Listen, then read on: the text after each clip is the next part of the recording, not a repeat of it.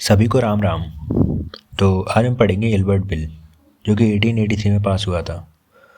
तो होता क्या है एल्बर्ट बिल, इसको आज हम अच्छे से समझेंगे। 1883 से पहले होता क्या था कि इंडियन जज किसी भी ब्रिटिश आदमी का केस नहीं सुना सकते थे। मतलब इसका था कि अगर कोई ब्रिटिश आदमी क्राइम करे तो उसका केस सिर्फ ब्रिटिश आदमी ही सुनेगा। लॉर्ड रिपन जो उस टाइम के वाइसरॉय थे, 1880s में वाइसरॉय लॉर्ड रिपन थे। रिपन थोड़े लिबरल थे, इंडियंस को इक्वल राइट्स देना चाहते थे। 1883 में रिपन ने इंट्रोड्यूस किया एल्बर्ट बिल।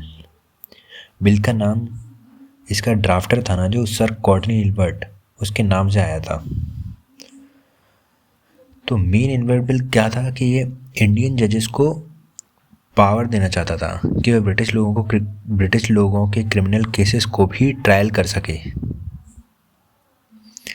तो हुआ क्या कि ब्रिटिश लोगों ने हंगामा कर दिया। ब्रिटिशर्स ने सोचा ये कैसे हो सकता है, एक इंडियन हमारे ऊपर जज की तरह कैसे बैठ सकता है। उन्होंने रिलीज़ की, प्रोटेस्ट की, न्यूज़पेपर में आर्टिकल्स लिखे।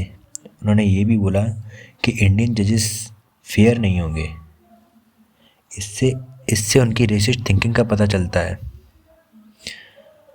अब इंडियंस का क्या रिएक्शन था कि इंडियंस इस बिल को फुली सपोर्ट कर रहे थे। उन्होंने बोला कि हम भी एजुकेटेड और कैपेबल हैं, हमें इक्वल ट्रीटमेंट मिलना चाहिए। एल्बर्ट बिल की वजह से क्या हुआ था कि इंडियंस पहली बार एक बड़े पॉलिटिकल इशू में यूनाइटेड हुए थे।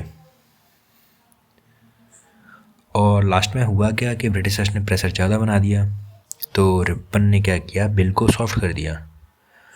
फाइनल जो एल्बर्ट बिल था वो क्या था कि इंडियन जज ब्रिटिश का केस सुन सकता था, बट सिर्फ अगर एक यूरोपियन जॉइंट जज भी जूरी में हो तो। मतलब समझ रहे हो, मतलब ये है कि अगर कोई ब्रिटिश आदमी है फॉर एग्जांपल, उसने कोई क्राइम कर दिया, तो उसका केस इंडियन जज तभी सुना सकता है जब उसके साथ एक विदेशी जज बैठा हो। ये था फाइनल एल्बर्ट बिल।